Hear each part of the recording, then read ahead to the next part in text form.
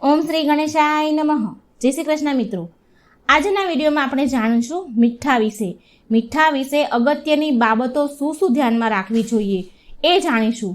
મીઠાના ડબ્બામાં આ એક વસ્તુ મૂકી દેજો, પૈસા આવવાનો એક રસ્તો ખુલી જશે, પૈસાનો વરસાદ થશે.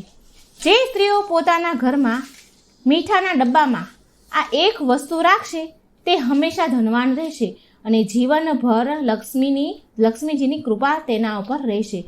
તો અમને કમેન્ટ બોક્સમાં જરૂર જણાવો કે શું તમે પણ તમારા ઘરમાં મીઠાના ડબ્બામાં આ એક વસ્તુ રાખો છો કે નહીં. તમારા ઘરમાં રાખેલ મીઠાનો ડબ્બો ખાલી છે કે નહીં તે અવશ્ય જોજો અને હંમેશા તેને ભરેલો જ રાખજો, કારણ કે આ મીઠાનો ડબ્બો તમારી આર્થિક સ્થિતિ સાથે સંબંધ ધરાવે છે. જો તમારા ઘરમાં મીઠું પૂરું થઈ જાય છે તો તેની તમારા જીવનમાં ખૂબ જ ખરાબ અસર પડી શકે છે. મીઠા પ્રત્યે બેદરકારી રાખવી એ તમારા ઘરની હાલત ગરીબો જેવી કરી શકે છે. સ્ત્રીઓએ મીઠાના ડબ્બામાં એક ખાસ વસ્તુ રાખવી જોઈએ, જેનાથી પોતાના ઘરની તિજોરી હંમેશા ભરેલી રહે.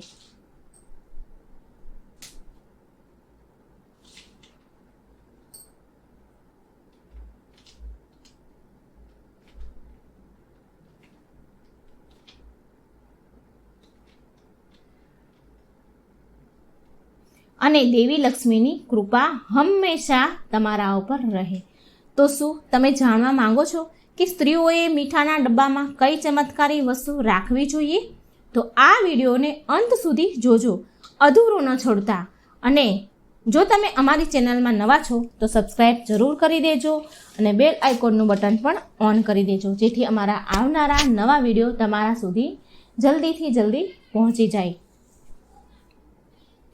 જેમ રસોઈમાં તમારા ભોજનમાં સ્વાદ મીઠા વિના અધૂરો હોય છે, તેવી જ રીતે તમારા જીવનમાં સ્વાદ પણ મીઠા વિના અધૂરો જ રહે છે, કારણ કે મીઠાનો સંબંધ તમારા ઘરના વાસ્તુદોષ સાથે જ નહીં પણ તમારી આર્થિક સ્થિતિ સાથે પણ સંબંધ છે. શાસ્ત્રોમાં સ્પષ્ટ જણાવેલું છે કે તમારા ઘરમાં મીઠાનો ડબ્બો ક્યારેય પણ ખાલી ન રાખવો જોઈએ, મીઠું ક્યારેય પૂરું ન થવા દેવું જોઈએ. આમ કરવાથી આપણા ઘરમાં ધન સમૃદ્ધિ અને માન સન્માનમાં ઘટાડો થાય છે. તેથી રસોડામાં કામ કરતી વખતે અને મીઠાની લેવડ દેવડ કરતી વખતે ખાસ ધ્યાન રાખવું, ખૂબ જ કાળજી રાખવી, જેથી કરીને મા લક્ષ્મી આપણાથી નારાજ ન થાય. આ સાથે શાસ્ત્રોમાં મીઠાના એવા ઘણા ઉપાયો બતાવવામાં આવ્યા છે કે જે તમારી ઘણી બધી સમસ્યાઓનો અંત લાવી શકે છે. જો તમારા ઘરમાં ગરીબી ફેલાઈ ગઈ હોય, કામમાં એકબીજા વચ્ચે મતભેદ થતો હોય, જો તમે વાતમાં ચીડાઈ જતા હોય અથવા તો કોઈની સાથે ઝઘડો કરો છો અને આવી પરિસ્થિતિનું કારણ તમે સમજી શકતા નથી, તો આવી સ્થિતિમાં તમારે થોડું દરિયાઈ મીઠું મિક્સ કરી અઠવાડિયામાં એકવાર પાણીમાં નાખી અને પછી તેના આખા ઘરમાં પોતા મારો, ઘરને સાફ કરો. પરંતુ તે વાતનું ખાસ ધ્યાન રાખો કે આ ઉપાયને ગુરુવારના દિવસે ન કરવો જોઈએ, કારણ કે ગુરુવારનો દિવસ ભગવાન ગુરુને સમર્પિત છે અને તે દિવસે મીઠાનો ઉપયોગ કરવો વર્જિત માનવામાં આવ્યો છે. તેથી તમે ગુરુવારના દિવસ સિવાય બાકીના 6 દિવસોમાં આ ઉપાય કરશો તો તમારા ઘરની બધી જ નકારાત્મક ઉર્જા આપોઆપ નાશ પામશે. તમારા ઘરમાં સભ્યો ખૂબ જ મહેનત કરે છે છતાં તેની સફળતા નથી મળી રહી અને ઘરમાં પૈસા નથી આવી રહ્યા. તેઓ ખૂબ જ મહેનત કરે છે છતાં તમારે હંમેશા પૈસાની ખેંચ રહે છે. તો તેના માટે એક ગ્લાસ લો અને તેમાં પાણી ભરી તેમાં મીઠું ઉમેરો અને તેને ઘરમાં એક ખૂણામાં રાખો. તેની પાછળ લાલ બલ્બ મૂકો. જ્યારે પણ પાણી સુકાઈ જાય ત્યારે તે ગ્લાસ સાફ કરો અને તેમાં ફરીથી થોડું મીઠું ઉમેરી પાણીથી ભરી લો. આ ઉપાય કર્યા પછી તમારા ઘરમાં પૈસાનો પ્રવાહ થશે અને તમારા ઘરમાં કોઈને કોઈ માધ્યમથી પૈસા આવતા રહેશે. વૈજ્ઞાનિક દ્રષ્ટિએ મીઠાને એક એવું રસાયણ માનવામાં આવે છે કે જે દરેક પ્રકારની ગંદકીને દૂર કરે છે અને વાસ્તુશાસ્ત્રમાં કહેવામાં આવ્યું છે કે જો આપણે દરિયાઈ મીઠું કાચના બાઉલમાં ભરીને બાથરૂમમાં રાખીએ તો તમારા ઘરની બધી જ નકારાત્મકતા ઉર્જા દૂર થઈ જાય છે. તે પોતાની અંદર આ ઉર્જાનું શોષણ કરે છે અને તમારા ઘરમાં વાસ્તુ દોષ હોય તો તમે તમારા ઘરના બાથરૂમમાં મીઠું ભરીને રાખો તો તમારા ઘરનો વાસ્તુદોષ આપોઆપ દૂર થઈ જશે. આ માટે તમે તમારા બાથરૂમને સાફ કરી શકો છો અને પછી કાચના બાઉલમાં મીઠું ભરો અને દર 15 દિવસે બાઉલને બદલો. જે મીઠું ભીનું થઈ ગયું છે તેને ફેંકી દો. આમ કરવાથી તમારા ઘરની નકારાત્મકતા ઉર્જા દૂર થશે, તમારા ઘરના વાસ્તુદોષ સુધરશે અને તમારું મન પણ શાંત રહેશે. તમારા ઘરના પરિવારના સભ્યોમાં ઉદાસી હોય તો તે પણ દૂર થઈ જશે. શું તમે ક્યારેય પણ ગભરામણ અનુભવો છો અથવા તો તમને કોઈ પણ કામ કરવાનું મન થતું જ નથી? તો તમારે મીઠાનો એક સરળ ઉપાય કરવાનો છે. તમારા બંને હાથમાં આખું મીઠું ભરો અને થોડી વાર માટે તેને રાખો. પછી તમારી આંખો બંધ કરો અને તેને પાણીથી ધોઈ લો, પરંતુ કોઈના પગમાં મીઠું ન આવે તેનું ખાસ ધ્યાન રાખો. આ ઉપાય કરવાથી તમારું મન શાંત થઈ જશે અને તમારા જીવનમાં સુખ શાંતિ વધવા લાગશે.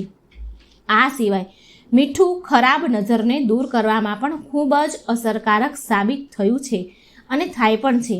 જો તમારા ઘરમાં રહેતા કોઈ બાળક અથવા કોઈ વડીલ ઉપર ખરાબ નજરની અસર થઈ હોય તો એક ચપટી મીઠું લઈને બાળકના માથા પર ઘડિયાળની દિશામાં 7 વખત ફેરવી દો અને ત્યારબાદ તેને વહેતા પાણીમાં અર્પિત કરી દો, વહેતું કરી દો. આમ કરવાથી બાળક પરની ખરાબ નજર દૂર થશે.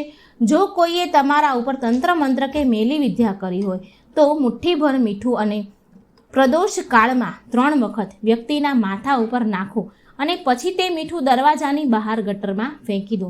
આ ઉપાય સતત 3 દિવસ સુધી કરશો તો તમારા ઉપર જે ખરાબ નજર હશે તે શક્તિનો પ્રભાવ પણ દૂર થઈ જશે. આ સાથે તમારા જીવનમાં ગ્રહો નડતા હોય તેને શાંત કરવા માટે મીઠું ખૂબ જ અસરકારક સાબિત થયું છે અને થાય છે. જેમ કે જો તમને તમારા ભોજનમાં મીઠું ઓછું લાગે તો સફેદ મીઠાની જગ્યાએ કાળા મીઠાનો ઉપયોગ કરવો જોઈએ. આમ કરવાથી તમારા ઉપર શનિની અસર ઓછી થવા લાગશે. જો તમારી કુંડળીમાં ચંદ્ર નબળો છે તો સામાન્ય મીઠાનો ઉપયોગ કરવાની બદલે તમારા ભોજનમાં રોક મીઠાનો ઉપયોગ કરવો, જે તમને બ્લડ પ્રેશરની સમસ્યામાંથી બચાવશે અને તમારો ચંદ્ર પણ બળવાન બનશે.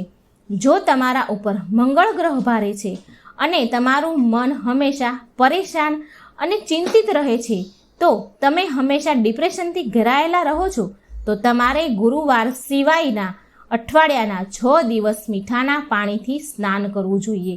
આમ કરવાથી તમારું શરીર સ્વચ્છ રહેશે અને તમારું મન પણ શાંત રહેશે. મીઠાને રાહુ અને કેતુ સાથે પણ સંબંધિત મનાય છે. તેથી જ્યારે તમે તમારા સોડામાં મીઠું રાખો છો તો તેને હંમેશા કાચના વાસણમાં જ રાખો, કારણ કે જ્યારે ગ્લાસમાં મીઠું ભરાય છે તો તે તમારા બધા જ ગ્રહોને શાંત કરે છે. આ સાથે તમારે કાચના વાસણમાં મીઠું ભરીને રાખવું જોઈએ અને તેમાં 4 થી 5 લવિંગ નાખી દેવા જોઈએ. આમ કરવાથી તમારા ઘરમાં સુખ અને સમૃદ્ધિ વધશે અને તમારા ઘરમાં ક્યારેય કોઈ અછત નહીં રહે. રાહુ અને કેતુ જેવા ગ્રહોની દ્રષ્ટિની તમારા પરિવાર પર કોઈ અસર નહીં પડે. મીઠું દરેક ઘરના રસોડામાં હોય જ છે અને મીઠાનો સીધો સંબંધ આપણા ઘરની સુખ શાંતિ અને સમૃદ્ધિ સાથે પણ હોય છે. તેથી જો આપણે ભોજન બનાવવાની સાથે આપણા પરિવારના સભ્યોનું જીવન સુધારવા માંગતા હોય તો આ ઉપાય અપનાવીને શારીરિક, માનસિક અને આર્થિક બધી જ રીતે સ્વસ્થ બનાવી શકીએ છીએ. જો તમને આ વિડીયો પસંદ આવે તો શેર જરૂર કરજો, લાઈક જરૂર કરજો અને અમારી ચેનલને સબસ્ક્રાઈબ પણ જરૂર કરી દેજો. જય શ્રી કૃષ્ણ. રાધે રાધે. Thank you.